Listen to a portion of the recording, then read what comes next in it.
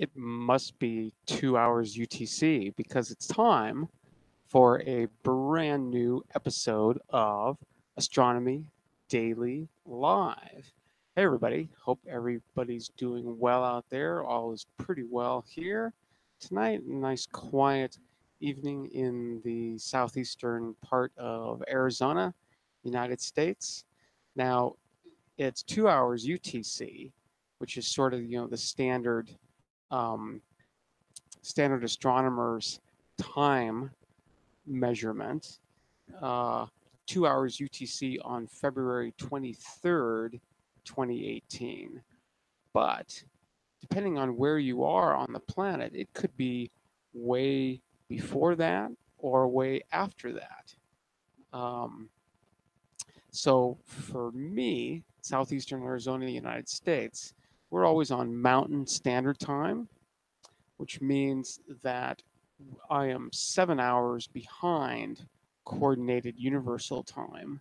So if it's 2 hours UTC uh, uh, around the world, then my location is 7 hours earlier than that, which puts me at 1901 Mountain Standard Time or 7:01 Mountain PM Mountain Standard Time. So yeah, it's still evening where I am. Um, half the planet is in darkness, half the planet is in light.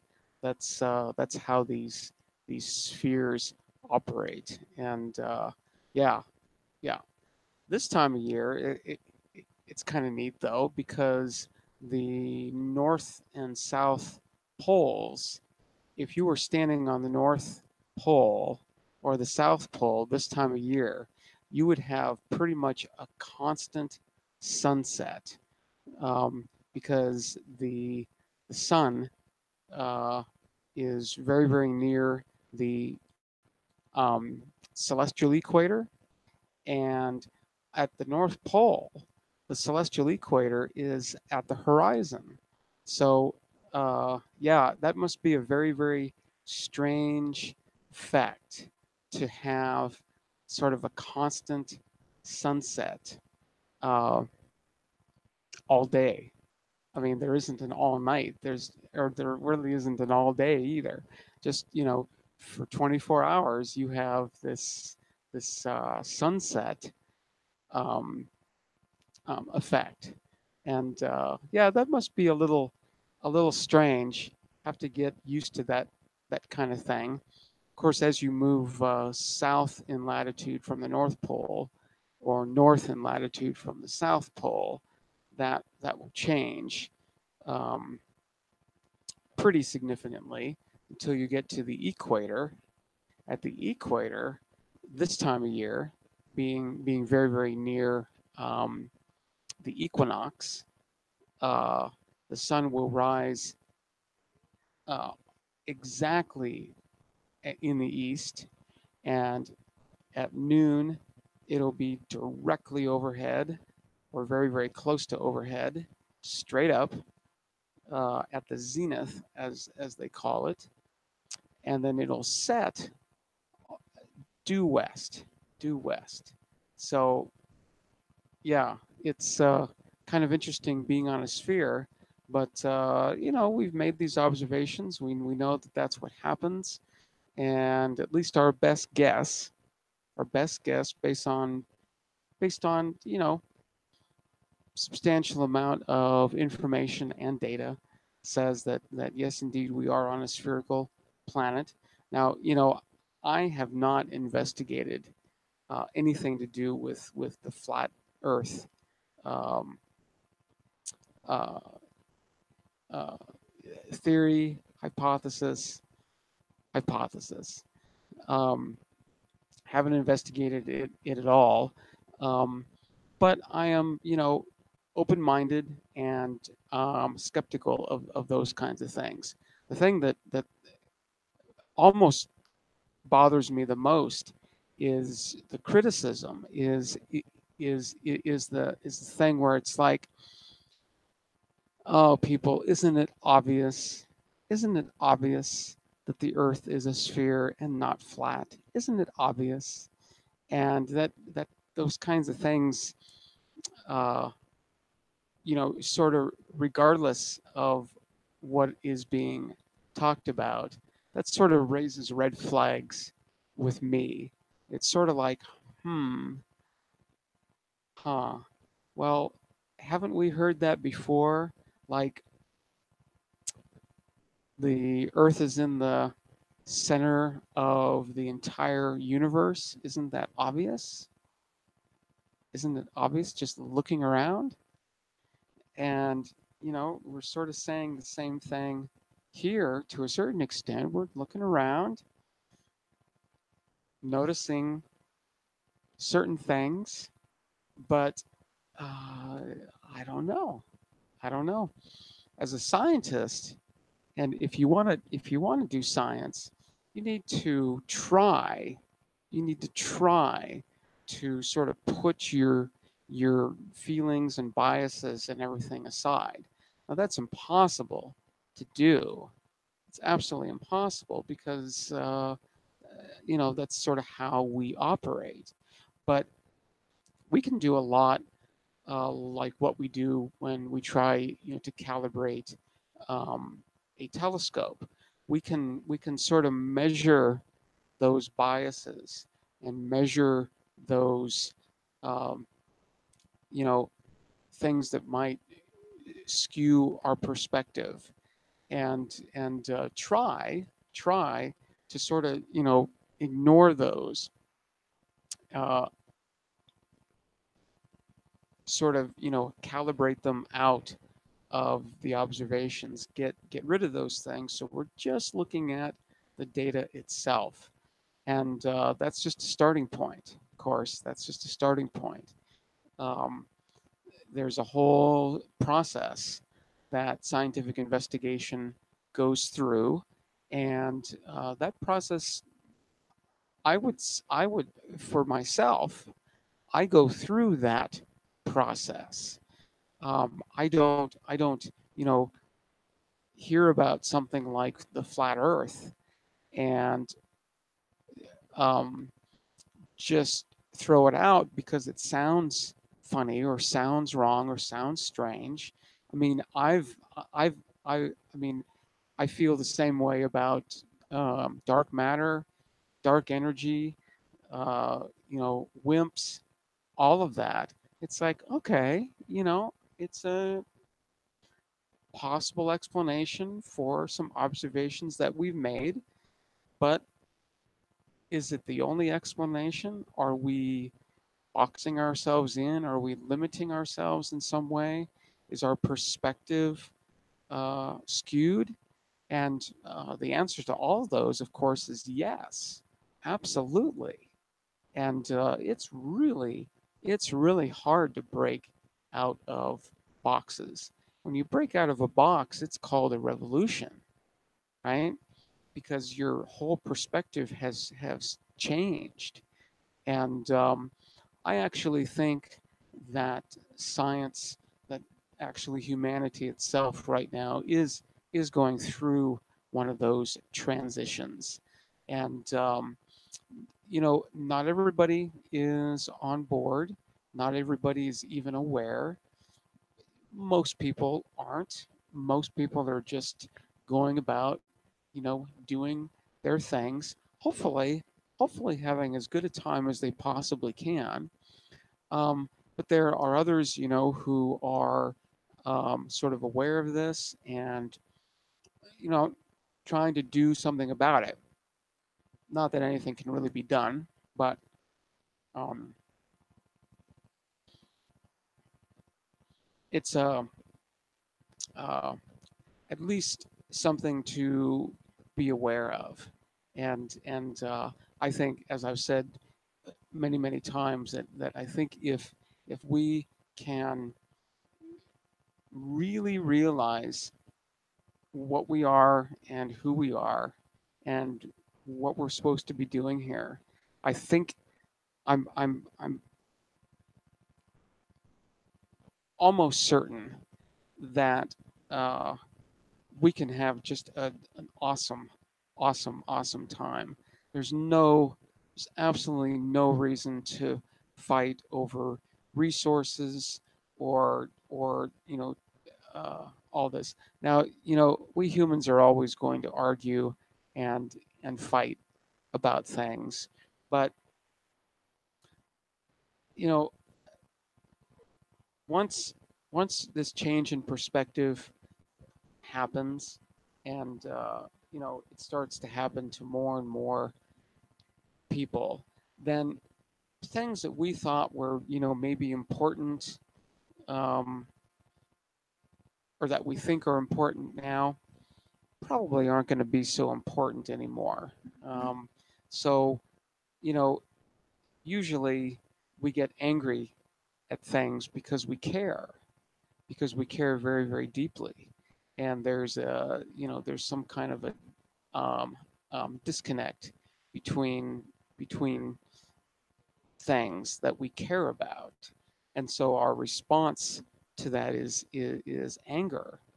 And I I don't know, when I deeply care about something, it's not necessarily anger that I feel. So I think uh, a lot of the emotions that we have, I think we've actually misinterpreted, um, and have a lot of them sort of backwards. So yeah, who knows? Who really knows? Ultimately, it doesn't really matter all that much. Um, it matters because we're here, and we think that we should be doing things and accomplishing things, and we think we should be having a good time.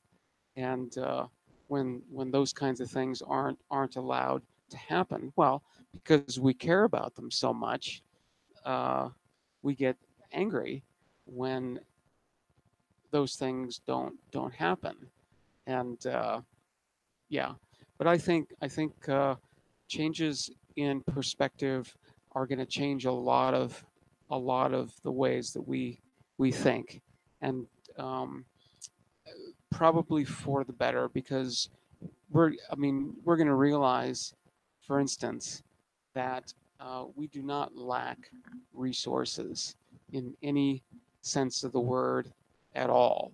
Now, yes, there are a finite amount of things.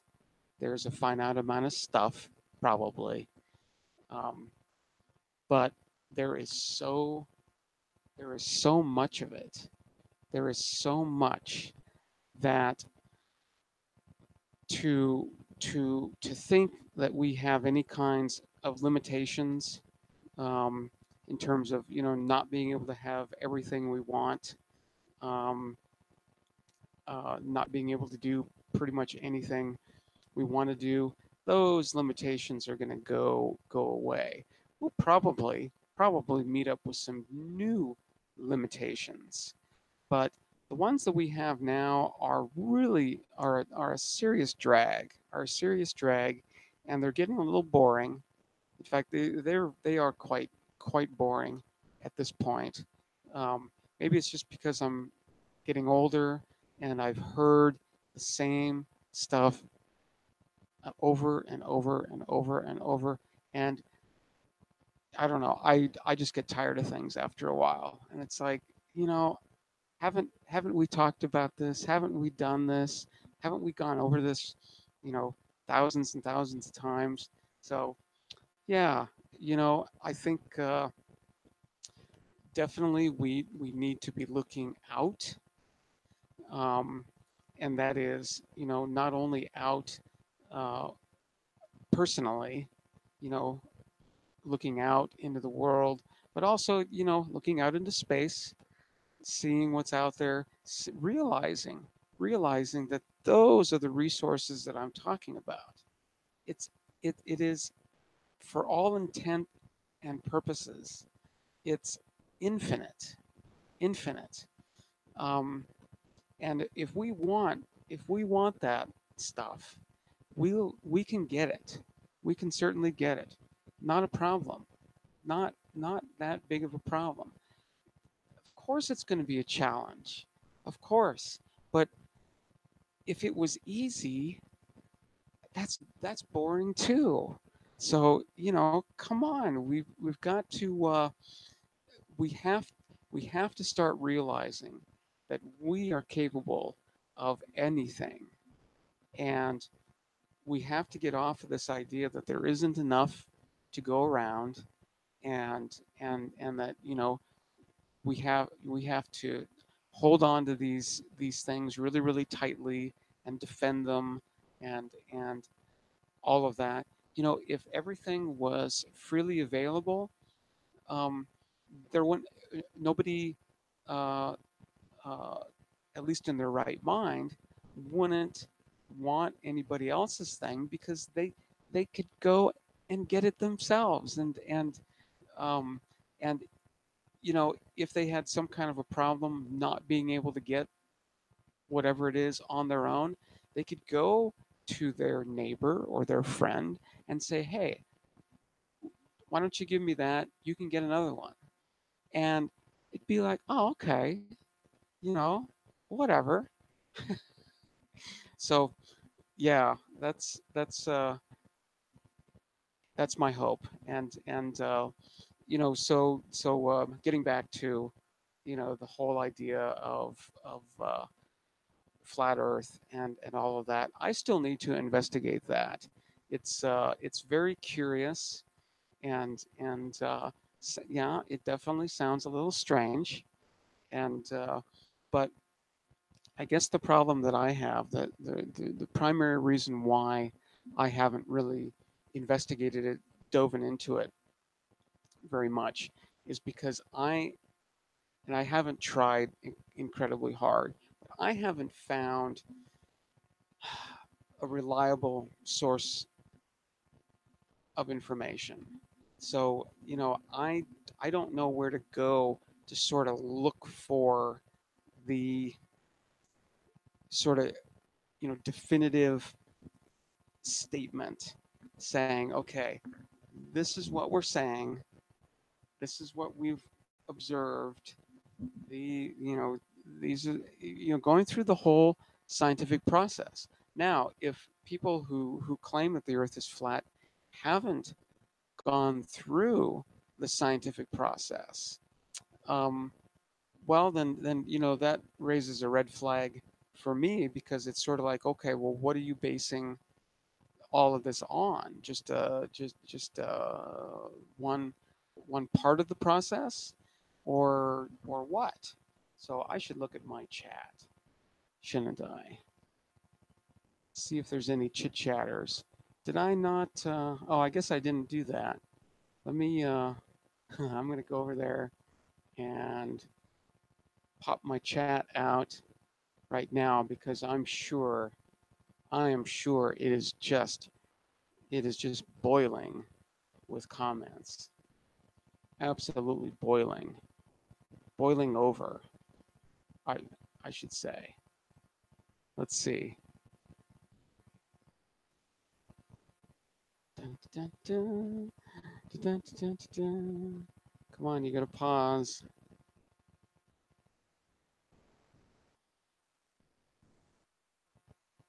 Wow, this chat is taking a little while to come up here. You know, it's kind of amazing. Uncle Bill is in the house. Tom is in the house. Hey, hey, hey. Glad you could stop by. Hope you don't mind me rambling a little bit, but as an astronomer, I do have a perspective that I think is sort of different than most, and yeah, I mean, I look out there and I see a lot of fabulous, beautiful, absolutely awesome things, whatever they are, and you know, I could just sit back and just you know sit in awe and wonder about that, just about all of this stuff around us, and to think about how we're moving around in that and where we are. We're out in space. We're we're we're in as much of the far corners of the universe as anything else is. So, to think that somewhere else in the universe is some kind of exotic, weird, unknown place, dude, we don't need to go very far to figure that out, because we just need to look around uh, our local environment, and it is amazing and bizarre and strange and awe-inspiring, the whole thing. And then to realize that all of those things I'm seeing out there is stuff, is are objects, is material, as we call it. And with raw material, you can do anything at all. So, yeah, I guess I continue to remain hopeful, because it's not going to take. That's that's just the thing. Not everybody needs to be on board. Not everybody has to realize this. Not everybody is going to care at all, because they are just um, too tied up in their lives, which is fine. Nothing wrong with that at all. In a certain sense, I'm jealous of that, because I have that awareness, but that isn't um, the only awareness I have. Got all these other ones that sort of almost interfere with this sort of pure, clean interaction with life itself, not not knowing that maybe there's something else, or something bigger, or something, you know, better. But as an astronomer, it can't be helped. It can't be helped. You look at a galaxy through a telescope with your own eyes, and you realize what that is, and what your relationship with it is, and it changes you. It absolutely does. Um, the astronauts, they call it the overview effect. Cheers.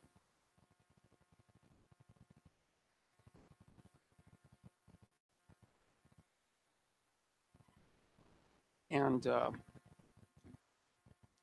sometimes people need to be knocked in the head to have the overview effect. They need to be flung out to the orbit of the moon. you know, I don't remember who said it. Maybe it was Carl Sagan, who said, when we first went to the moon, we discovered the Earth. And I think that's great. And it's so true. It's so true. Um, you know, that kind of a perspective, that kind of picture. The Apollo 8 Christmas time picture of the Earthrise over the landscape of the moon, changed changed a lot of people's perspectives on things. The fact that you could stick your thumb stick your thumb over the whole Earth, right, and realize that everything that I have ever known, ever thought of, ever been, every human that's ever existed, every everything is behind my thumb. So yeah, it's pretty amazing. Pretty amazing. Yeah. Hey, Tom, if you have a resource that can sort of lay out the flat Earth idea, I would like to have a link to that, because I want to investigate it, but um, I think a lot of people have sort of a lot of non scientific people have sort of glommed on to that idea and ran with it. Um, and you know, I just don't want to be, misguided. I want to hear, you know, what the observations have been, uh, what the conclusions are, all of that. Because, yeah, I want to be uh, open to all kinds of ideas, and the ones that sound the most far out there, um, those are the most interesting to me as a scientist, because all all the great realizations um, were crazy, absolutely crazy, um, until we worked on it and worked on it and worked on it. Um, Sometimes under very very harsh environments, and we've come through. Now it's okay to be skeptical. I'm rabidly skeptical. I I hear things, of course, all the time, and 99.999% of the time it's like, oh yeah, that's a bunch of BS. So that's my first reaction. Um, but then I want to hear more. So I don't know. I just think that's good science, and I definitely need to investigate flat Earth more. So yeah, um, if if if you, Tom, or anybody else listening have some recommendations in terms of where I can go and look. I mean, maybe Wikipedia is the place to start. I haven't even tried. I haven't even tried that yet. Um, there we go. Um, so maybe that's a good place to start. Uh, I I don't know, but yeah, um, I'm open to all kinds of things. The the idea that that the universe is um, uh, run by sort of the laws of um, um, um, electricity, and that gravity is some kind of an um, um, emergent phenomenon of electromagnetism. That's an interesting thought too, and all these ideas that fundamentally we're dealing with charged particles. Um, that that that that's an interesting thought, and also the fact that the electromagnetic force, so-called force, is 10 to the 39 times stronger than the so-called force of gravity.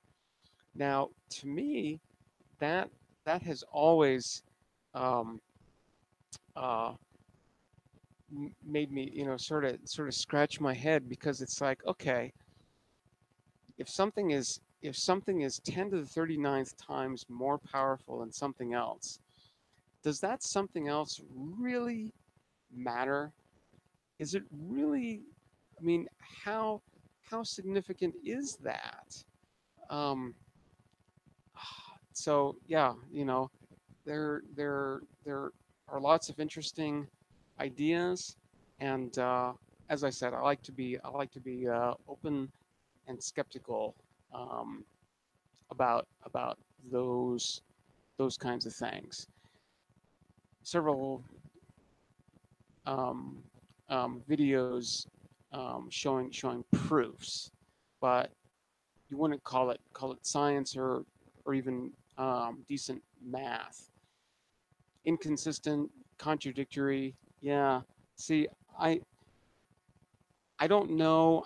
I would I would like to think that there's sort of somebody spearheading all of this. With the electric universe, okay, there's a couple of guys who are sort of, you know, the head honchos, who are, you know, spearheading all of this. They're definitely not in charge, but they're sort of the go-to guys. And you know, there's a lot of interesting work in that field. It's pulling a lot of astronomers over, in fact. But I don't know if there's a similar person or persons with the flat Earth that are sort of the, you know, head honcho, top of the pyramid type of ones, because those are the people that I would like to hear from. Um, but yeah, I'm, you know, uh, so-called, you know, crazy crazy theories like this, excuse me, tend to pull in crazy people, and you know, who don't have a background in science or math or anything. So either you know, can't do a good proof, or you know, don't have, you know, the background to be able to do it. You know, you know. So I don't know. I don't know. It's a tough call. Um, but yeah, if you have any interesting links and stuff, throw them over in my Discord server.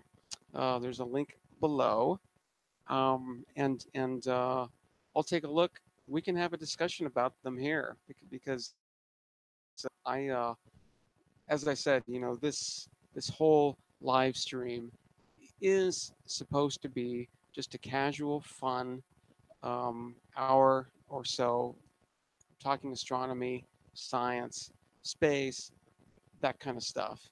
But um, you know, when we talk about science, we have to talk about the scientific process and the scientific method. And you know, I think that method can break us out of these boxes that we tend to put ourselves in. And it's very hard to break out of boxes. And we're always, that's sort of the nature of things. We're always going to be in a box. Okay, sometimes it's a little tiny box, sometimes it's a medium sized box, sometimes it's a bigger box, but we're always going to be stuck. um, uh, um, uh, Smashing Pumpkins. Okay. One of their lines in one of their songs is, "Despite all my rage, I am still just a rat in a cage." And it's absolutely true. It's like, you know, you can be as mad as you want, you're still stuck. And I call it a box. It's just, yeah, you know, a box has a connotation where it's like, you know, you can't see out. You can't see out. You can only see when you're inside of a box. Okay, you can only see the inside of the box. You can't see the outside of the box or what's beyond the box at all. You have no real awareness of that at all. You can guess. You can guess, oh, you know, maybe there's an outside of this box. And, you know, maybe there's something beyond this box. And as I said, you know, some people are beginning to think that. And I like to think that, you know, I am, to a certain extent. But just thinking that uh, puts me in another box too. Samuel Burley Robartham. Robartham? Robertham? That's a mouthful. That's a mouthful for sure. But yeah, okay. Thanks, Tom. I will check him out because, you know, I don't think it's fair. I don't think it's right, um, to I mean, everything that I've heard in the astronomical community sounds like 15th, 16th century language.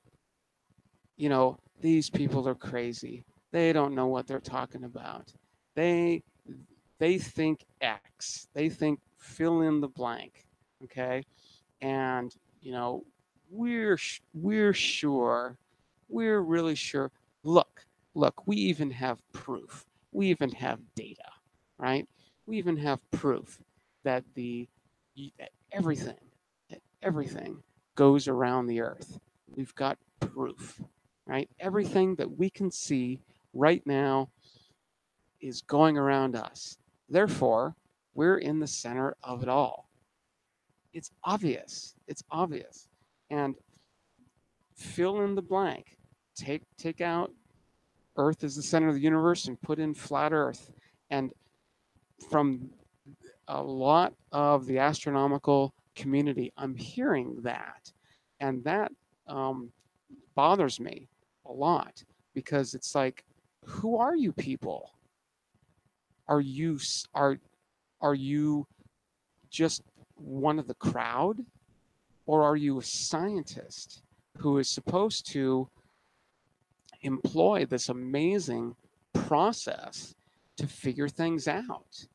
And yeah, I don't know, but yeah, okay, I will check him out. You know what I'm going to do tonight? I'm going to do an object of the day, and I think since we're still relatively close to Messier marathon time of year, cheers,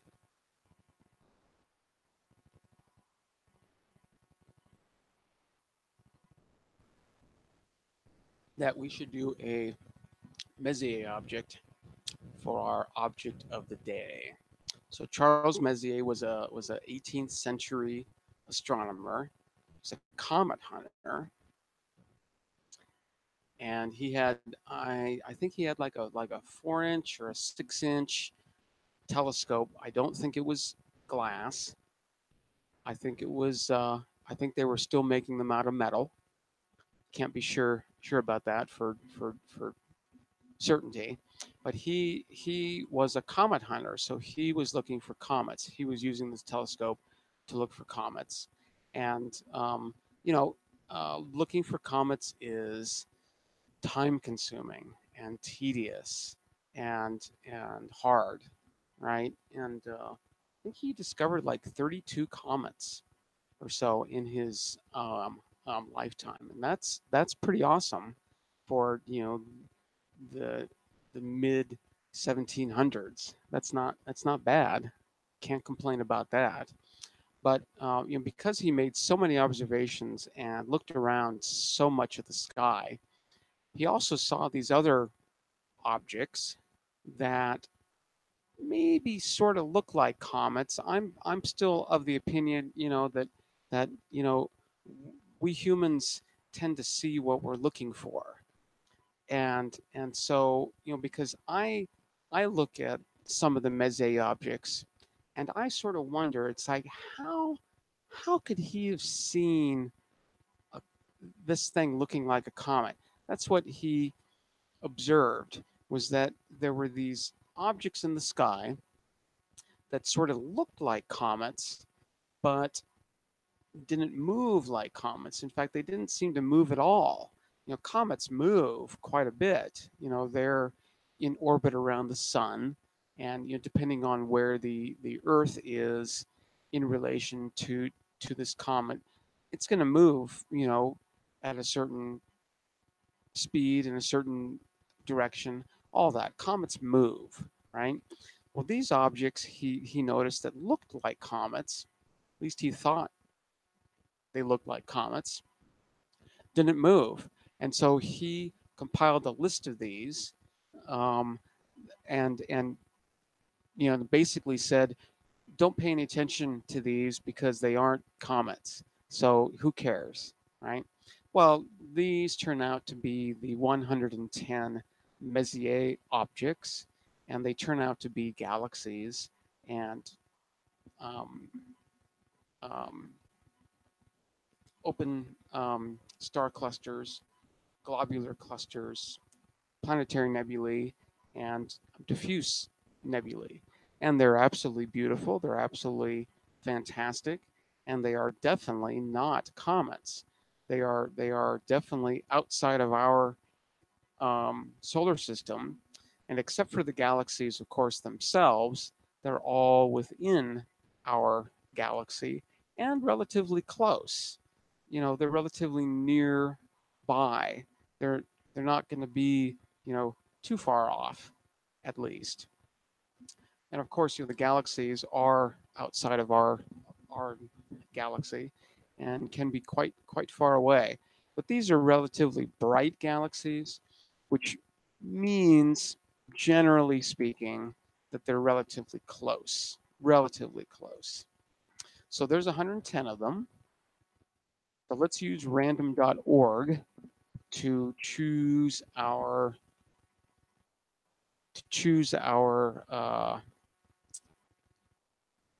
object of the day. I'm just I'm finally loading up my live stream on my smartphone. There we go. Okay. So we're going to choose an integer between 1 and 110, and that'll be the Messier object of the night. Now, sometimes I try to um,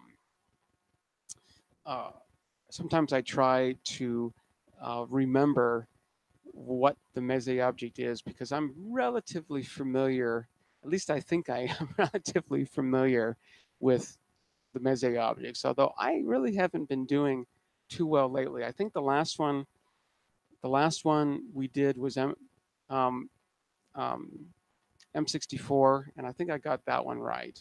But okay, so let's see what happens this time. So drum roll, please. Doink. Oh, M60. M60, I'm pretty sure is a galaxy. Um, Man, that's all I can say about it, though. That's all I can say about it. So let's go over to my favorite astronomical database, Sinbad. Not Sinbad, not, Sinbad the sailor. I'm talking about Sinbad with an M. And we're going to do M60,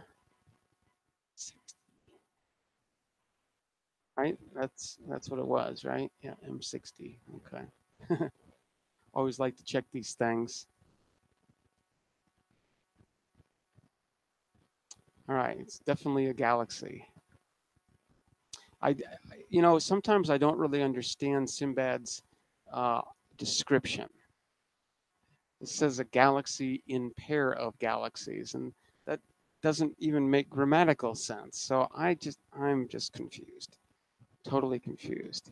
Anyway, we'll come back to the picture later on. Let's sort of get an idea as to where it is. It looks like it's in Virgo. Virgo is a very, very, very busy place in terms of galaxies. There's a cluster of galaxies there, hundreds or thousands of them, all in one relatively small piece of the sky. And yeah, it looks like M60 might be a part of that. So these are just um, the equatorial coordinates of of this galaxy: 12 hours, 43 minutes, 40.008 seconds, and a declination of uh, um, positive 11 degrees, 33 minutes, 9.4 seconds. And it looks like they're calling this an S0 galaxy, which means it's still a spiral, but S0 means that there's hardly any gas and dust, hardly any spiral structure to it at all. It's almost like an elliptical galaxy, but yeah, not quite. They're calling it a spiral. There's actually a reference to that, where hopefully this reference goes into explaining how they came to that conclusion. So it's 4.7 arc minutes uh, along its long axis and 3.8 arc minutes along its short axis. And it has a position angle of 108 degrees. So what that means is, and you can sort of see it here. Okay, this way is north, and you can sort of see that maybe it has a little angle like this, something like that. So that angle from here down to this axis would be 108 degrees. So here's the different magnitudes, the brightnesses at different wavelengths. So they put filters in front of their telescopes and measured the brightness of this object at different wavelength bands, basically. So B is that stands for blue, so that's sort of a visible wavelength. H, and K are um, um, infrared magnitudes, and as you can see in the infrared, this galaxy is very bright. See, in the visible, it's maybe 10th magnitude. U, G, and R down here are also visible magnitudes. Uh, I and Z are more towards the infrared, um, but you can see that it's pretty faint in the visible, but gets very, very bright in the infrared. Wow, 5.7. That's quite bright. Um, so in astronomy, as you can see, the magnitude scale, the brightness scale, is sort of opposite what you would think. The smaller the number, the brighter the object it is, and every magnitude is a factor of 2.5. So the difference between a sixth magnitude object and a fifth magnitude object is 2.5. So the fifth magnitude object is 2.5 times brighter than a sixth magnitude object. So our sun is around negative 26. The moon's about negative 12. Venus is about negative 4. Jupiter is around maybe negative 1. There is a star called Vega that is oftentimes referred to as zero magnitude. Um, and then the faintest that the human eye can see without any extra help is about sixth magnitude, and that's if you're in a very, very, very dark sky, and your eyes are completely dark adapted and all of that. So here's a list of all of its different names. And Uncle Bill, you got that one right. It's also NGC 4649, 4649, but it's also UGC 7898, and it's all these other ones too. Most of these are just different catalogs that are that they're they're trying to group these objects. So they're observing the sky in a certain way, looking for certain characteristics, and if one of these objects turns up in those surveys, having the characteristics that they're interested in, then they'll designate it in a catalog. And so that's why, for the most part, these things have all all these different names. It's hard to keep track of, so it's nice that there's a resource like Sinbad to be able to do that. It's also called Galaxy 284.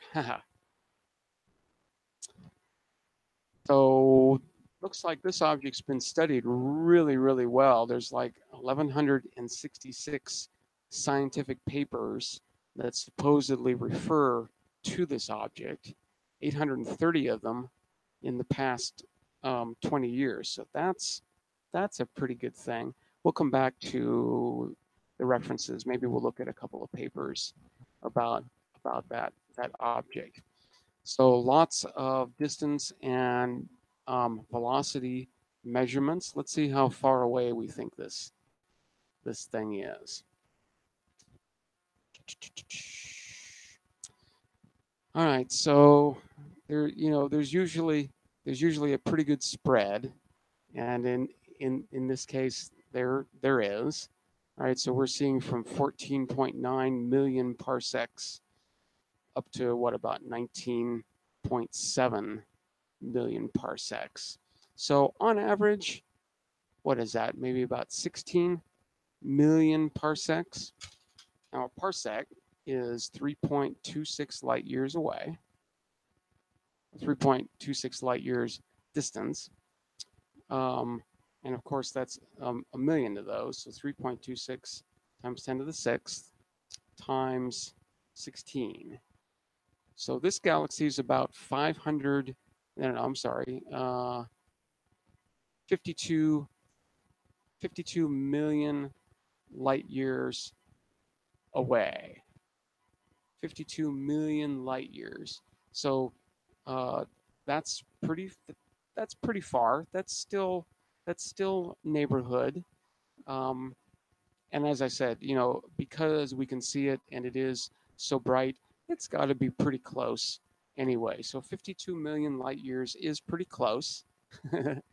um, and just to put that in perspective, that is, um, if you were to go out and look at this galaxy tonight, which you can probably see that in a pair of binoculars, a pair of decent size binoculars. If you know what to look for and where exactly to look, that's bright enough. Tenth magnitude, yeah, maybe.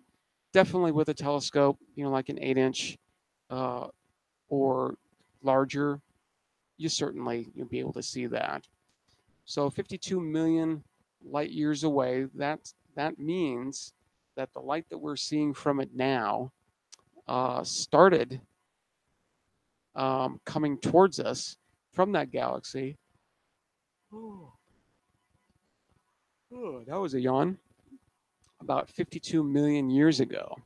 So imagine that light, that sort of that beam of light traveling the entire way, this entire time, and how incredible it is that those photons have hit your retina and you are seeing it. That's a unique experience, and awesome. So pretty far away, 52 million light years. That's pretty far. Measurements on how fast it's moving are actually looking like they're pretty consistent. They're around like 1100 kilometers per second. So this galaxy, relative to us, is uh, is moving at about 1100 kilometers per second. So thanks, Uncle Bill. Thanks for the screenshots. Very, very awesome. Let's see, anything else here? Anything of extreme interest? We can go over to Ned, but we can look at the pictures too. There's Ned. Let's see if Ned has anything else to say. Probably not. Basically the same information. The right ascension, the declination. There's some pictures. We'll get back to those. There's all the different names again. Oh, it looks like there's a few more listed on Ned. That's cool.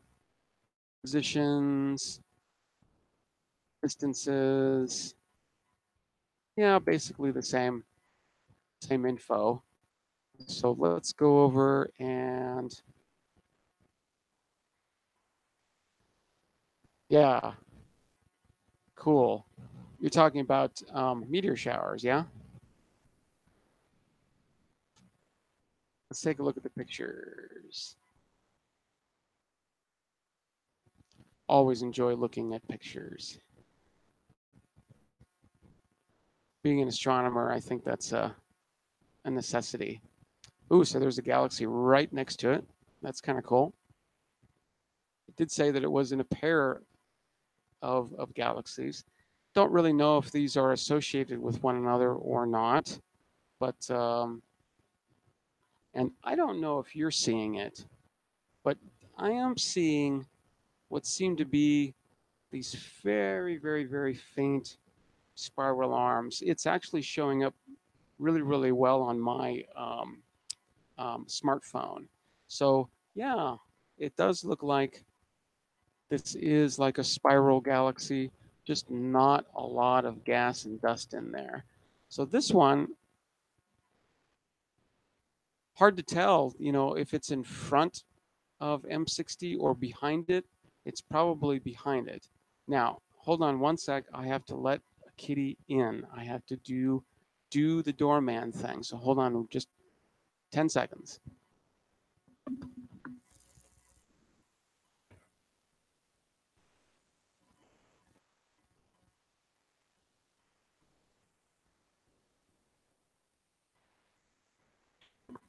Okay. So my guess is just a wild guess because I'm seeing sort of some fuzz around it. My guess is that this blue galaxy, this blue spiral galaxy, is probably behind M60. Now I don't think I was aware. At least I don't remember being aware of the fact that there was this pair of galaxies like that. That's awesome. Very pretty. So as you can see, there are some other galaxies in the area. This is a pretty big dude, though. You know, relatively speaking. That's either because it's intrinsically very, very large, or it's just closer than all these other guys. So probably a combination of both. It's probably pretty big, and what 52 million light years away. That's pretty close. So that's kind of a cool looking galaxy down here, whatever that is. Let's zoom out a little bit more. No. Okay, so here's another galaxy over here. Let's just scoot. Ooh, look at them all. Yeah. So you can definitely tell which is a galaxy and which is a star in this case. And all the stars you're seeing, of course, are in our galaxy. So they're in the foreground, and all the galaxies, of course, are behind those. Um, as I said, this galaxy looks like it's probably definitely behind M60. Um, this one's sort of, same kind of size. Maybe it's about as far away. Maybe it's about the same, physical size. Here's a spiral galaxy that's almost on edge. There's another galaxy over here that's sort of at an angle. You can zoom in on those a little bit, see what they look like.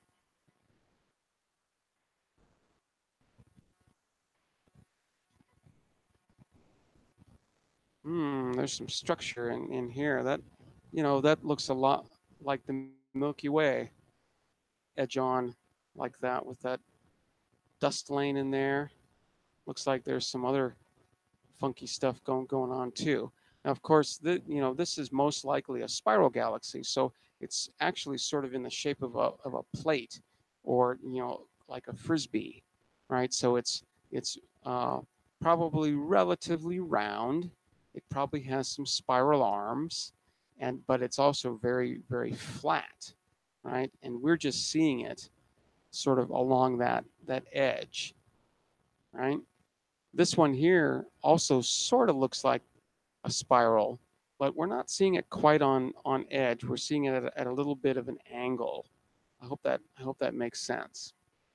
But you can see that there's all these other. There's a galaxy here. There's a galaxy here. There's one here, one here. That one maybe looks like a galaxy, a round one. Those are all pretty small. They're probably behind all these larger ones at least. Let's see. Let's really zoom out here and see. Oh yeah.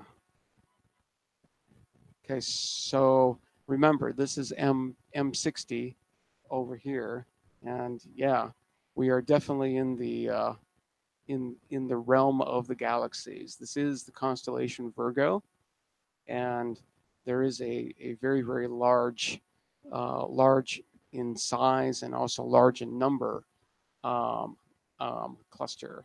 Uh, okay, so this one is M59. Okay, yeah, unfortunately, I don't know my locations very very well. I wouldn't be surprised if this is this a Messier object over here, or is that a little bit too faint? I don't know. I've definitely, seen these through a telescope, the brighter ones at least. But yeah, I don't know my way around that well. At least not anymore. At least not anymore.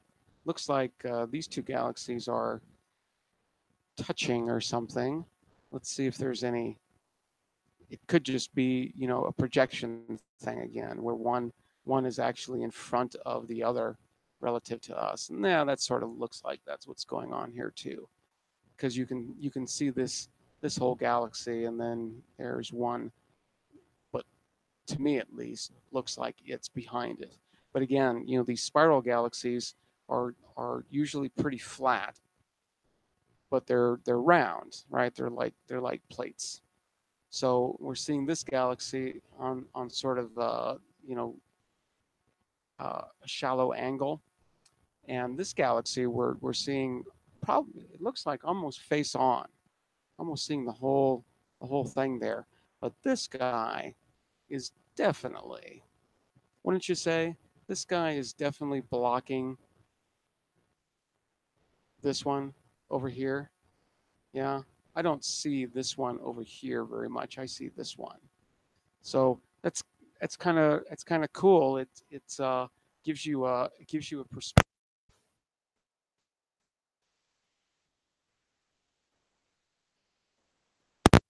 Sorry about that. Um, it also makes you realize uh, uh, that okay, well look, these are about this. They look to be about the same size, more or less. Okay, but because this guy is behind this guy, this one has to be intrinsically at least a little bit larger than this one. Now, they're probably in about the same location, about the same distance from us. I don't think it's as if one is twice as far away or 10 times as far away, but definitely this guy is in back of this one relative to us. So, given the fact that they're about the same size, this guy in back has to be a little bigger intrinsically, just a little bit bigger. It's my conclusions about that. Let's look at the references really really quick, and then I will let you go. Just see if there's anything that pops out as extremely interesting.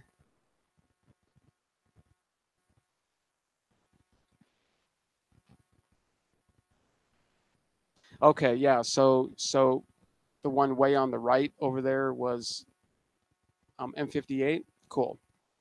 Bunch of Messiers there, of course.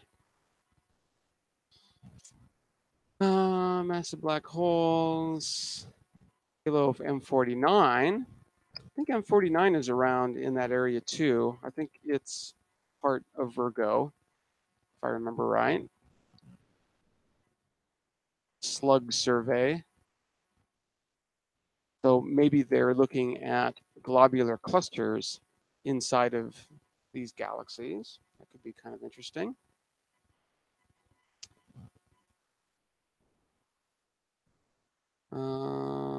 Deep Virgo survey, tidal debris, galaxy halos, and diffuse intracluster light. Cool. And as you can see by the dates here, these are new. This is new. New stuff.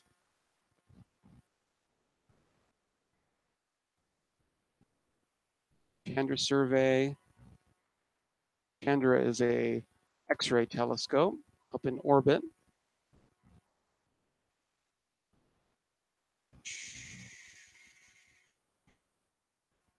I'm not even gonna try to go through all 800 of these. That would that would take a little bit more time.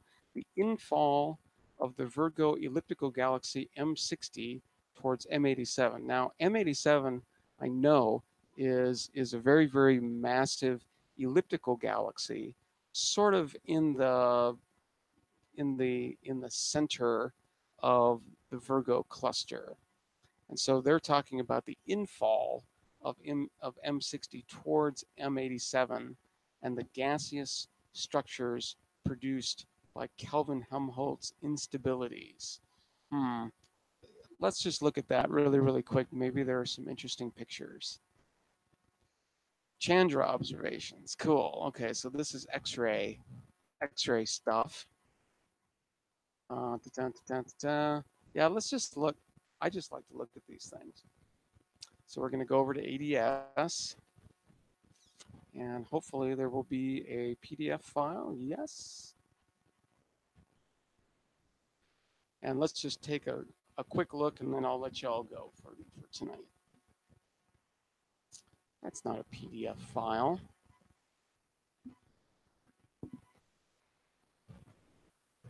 Oh, you have to buy it. See how these people are. All right. You know that astronomers pay journals to publish their papers.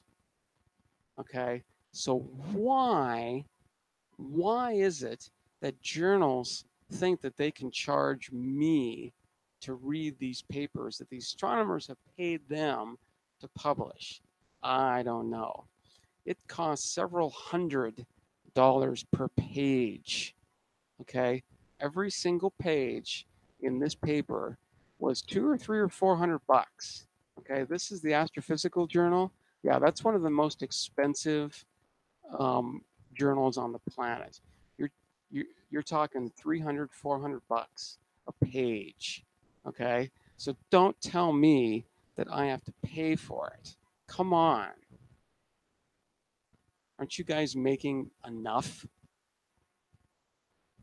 Ridiculous. Exposure corrected, background subtracted, co-added, Chandra X-ray image of M60. Cool. Okay, so here's probably that background galaxy, that we saw, the blue one, the spiral one. Uh, but oh, look at that. Look at look at these interesting structures. Hmm. Pretty neat.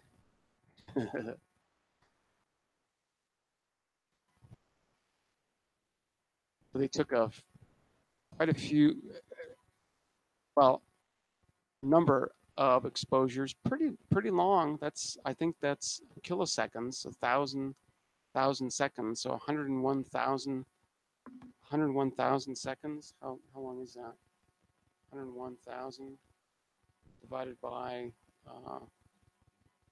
60 is 1,683 minutes. Divided by 60 again, 28 hours. So 28 hours of observation just for that one. Pretty cool.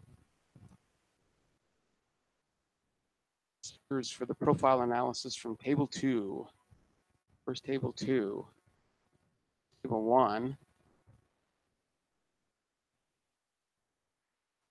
Right, profile sectors. I don't know what they're talking about. Sector is centered at the X-ray peak and is defined as subtending the angle measured counterclockwise from A to B. All right, whatever. Surface brightness profiles. Okay. So that's just how bright it is as a function of distance from the center. So it just gradually drops off, and then it's got some interesting structures out here at 10, 20, 30, 50,000 parsecs. That's kind of cool. There's another uh, radial profile of surface brightness. Sort of falls off right there. They've noted that. It's kind of cool. So this is the X-ray surface brightness. Have to keep that in mind.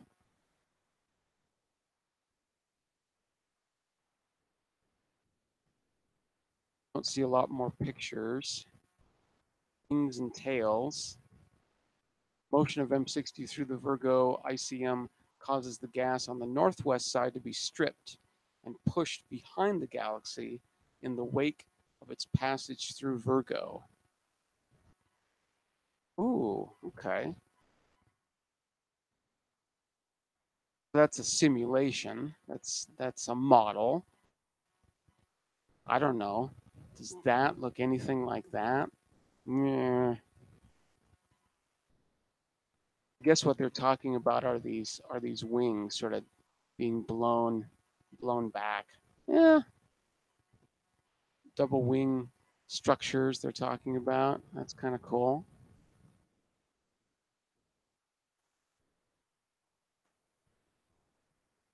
Conclusions. X-ray emission in M60 is gas dominated. The abundance inside the edge, consistent with M60's mean results. Gas temperature, leading northern edge, coincides with a jump in density. Measured pressure ratio between galaxy gas inside the edge and in the Virgo free stream region implies M60 is infalling with a total velocity of 1,030 kilometers per second. Cool. So it's falling towards the center of this cluster, and it is trucking. Extended wing-like features are observed to the northeast and south. Comparison of these features with simulations of ram pressure stripping suggests that these wings are likely produced by Kelvin-Helmholtz instabilities caused by M60's motion through the nearly inviscid Virgo ICM. Excess emission observed to the east of M60's motion and confirmed in the eastern surface brightness profile is consistent with the existence of a faint diffuse tail. Wow. So M60 has a tail as it's moving through the intergalactic medium. It's supposedly churning up this stuff. Maybe I'm heating it up a little bit, heating it enough to be able to see it in X-rays. So that's pretty awesome. Yeah, it's I think it is probably just a perspective thing. That does seem very, very, very far. Considering the distances that we're talking about, 3 degrees is a huge huge thing. So yeah, who knows? We need these kinds of observations, right, in order to start thinking about. It's like, okay, what is going on here? What's going on? So yeah, I like it. All right, I'm gonna get out of here for now. I'm gonna stop sharing my screen. Now, last night I went black when I did that, so I apologize for that. Technical things. I think it was definitely on my end. I think I pushed a funny button, and off it went. Could still hear the audio, so yeah, whatever. You know, this is just a group of friends. I don't. This is supposed to be fun and casual. and I'm not going to worry too much about, perfect production and all of that. We're getting together and we're thinking astronomy for an hour-ish or so, and that's it. So speaking of that's it. I'm going to get out of here for now. If you're coming on this for the first time and you like what you see, make sure to subscribe. I've got some links down here um, in the description that might be of interest to you as well. You can like this video, like or don't like. I just like a response. That's my game. I'm interested in a response, regardless of what it is, and share this around. Share this around. I definitely like to see new names, new faces over in the chat.